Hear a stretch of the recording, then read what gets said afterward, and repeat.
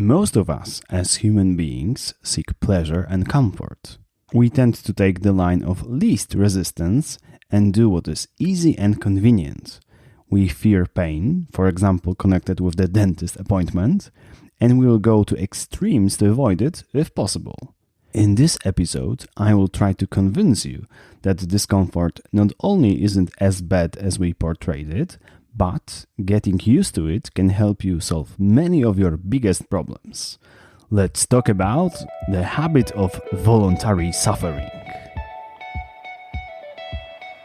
Hi, my name is Andrzej and welcome to the Helpful Habits. In this podcast, we'll learn how to employ good habits that will do the hard work for us, how to change our lives for the better, not by taking massive leaps, but with the help of small, easy-to-implement steps. Definitions. There is a key distinction between voluntary and involuntary suffering. The latter is much more problematic. In some cases, it can lead to post-traumatic growth, but sometimes there is no silver lining. On the other hand, if we voluntarily seek discomfort, we can get many benefits like boosting our mental resilience and confidence, procrastinating less, and doing harder things that are good for us. In this episode, we won't discuss examples when pain is connected with pleasure, like eating spicy food, watching horror movies, or some sexual practices. Instead, we'll talk about situations when we are doing something that is good for us, our health, productivity, or relationships, but at the same time, it is painful, physically or emotionally. I will use the term suffering in a broader context than most people do. For me, it is not only when we break a leg or when we feel hopeless and helpless. Stretching or taking a cold shower also can be considered suffering, or listening to your mom explaining the same thing for the 10th time. Why it is so essential? After we define the terminology, we can move on to the most interesting matter. Why on earth should we suffer willingly? As Seneca stated more than 2000 years ago, if the tree doesn't experience a fierce wind, it won't become rooted and strong. Seneca wasn't a tree expert, but a very keen observer of human nature. As a Stoic philosopher and writer, he shared many suggestions on how to live a good life. Experiencing voluntary suffering is a part of that. In one of his essays, he recommended that rich people should from time to time live like poor ones, eating only the simplest food and wearing cheapest clothes. Why? Seneca gave us a few good reasons. Firstly, we can derive more pleasure from good things in our lives by pairing them with their opposites. Hot tea can be pleasant in itself, but if you have been skiing for 3 hours in severe frost, drinking it will be like a blessing from the heavens. Eating porridge can be okay-ish. After fasting for a week, it will taste better than a dish served in a Michelin-starred restaurant. By experiencing voluntary suffering, we can simply enjoy life more, especially in those areas where we fell into the trap of hedonic adaptation. We don't appreciate things that one day was a source of great pleasure for us anymore. By creating conditions in which we can miss them, we can regain satisfaction from having them in our lives. Secondly, we can increase our mental resilience. Not having a cup of coffee in the morning bothers you a lot? Try going on a monthly coffee fast. After that, not drinking a coffee won't be a problem anymore, because you got used to this situation and you know that all hell won't break loose because of that. Being in a traffic jam makes you want to scream? Try walking to your work on foot for a couple of hours. After experiencing it just once, you will forever change your perception of sitting in your comfortable car in congestion. Thirdly, we can extinguish our anxiety by facing our fears. The very thought of giving a public speech makes you want to run away and never come back to your workplace. Try making a presentation just for your friends, then just for a couple of colleagues. Then gradually raise the bar by inviting a larger audience.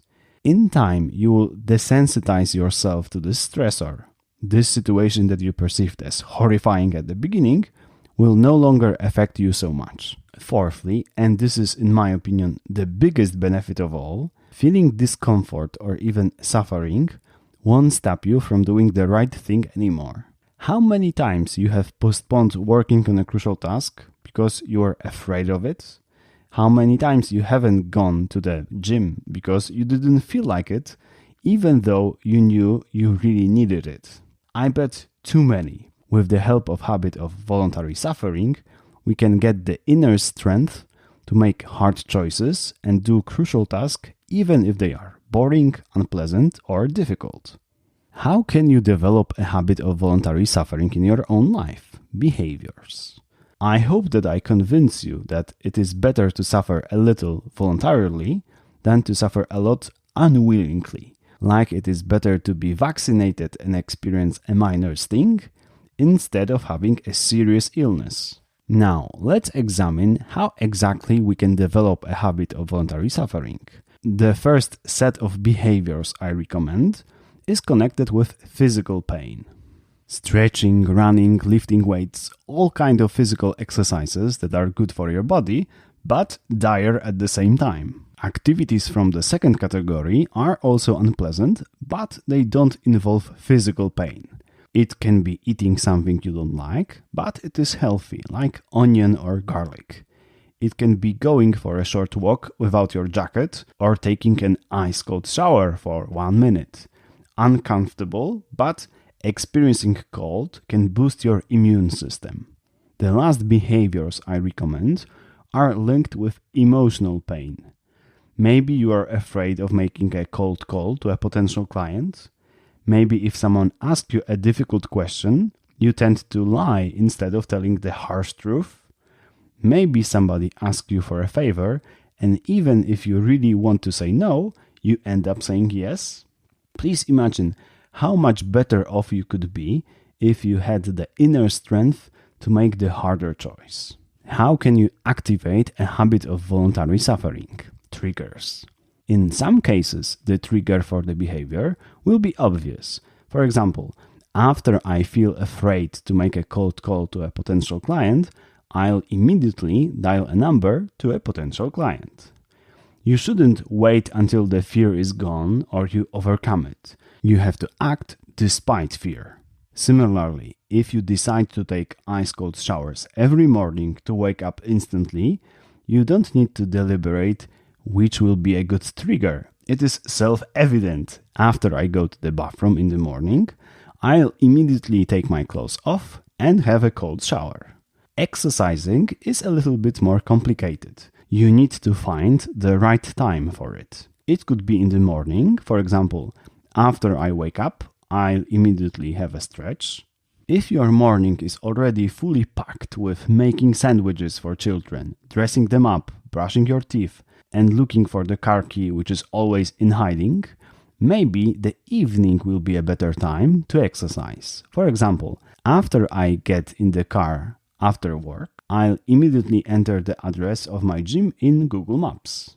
What about eating healthy and untasty vegetables? Please remember that often the best trigger for a new habit is the old habit that already exists in your life.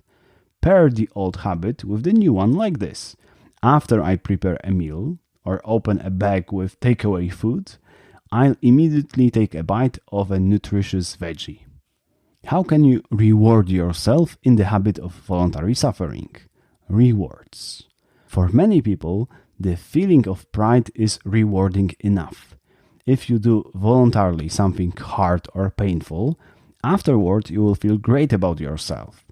Pausing and thinking about your incredible achievement could be all you need. Sometimes the reward won't be a feeling of pride but a relief. Jumping out of the cold water or putting down the barbell with weight. Some people need a less psychological and more substantial reward. In this case, you can treat yourself with your favorite snack, for example, a piece of expensive chocolate or a sip of the finest coffee. The complete formula to the habit of voluntary suffering. Sentence. Now, let's put together all the puzzles in the form of one sentence. you can incorporate the habit of voluntary suffering by developing one of the following habits. After I wake up, I'll immediately take an ice-cold shower. Thanks to that, I'll feel relief when it's over and a sense of pride that I am courageous enough to do it. After I go back from work to my apartment, I'll immediately do the exercise routine, 30 push-ups, 30 squats, 30 jumping jacks. Thanks to that, I'll feel energized and powerful. After I feel the temptation to procrastinate, I'll immediately open a file on my computer and start working on the task I wanted to postpone. Thanks to that, I feel great about myself and my strong will. Final words. If the word suffering has very negative connotations for you, you can think about this habit as a habit of bravery. You have to be at least a little tough, fearless, and courageous to voluntarily do what is hard and unpleasant. You can also greatly strengthen these amazing qualities by the everyday practice of heroism in your life. It is worth the effort. Use the insights from this episode, become your own hero, and see you next time. May the power of good habits be with you.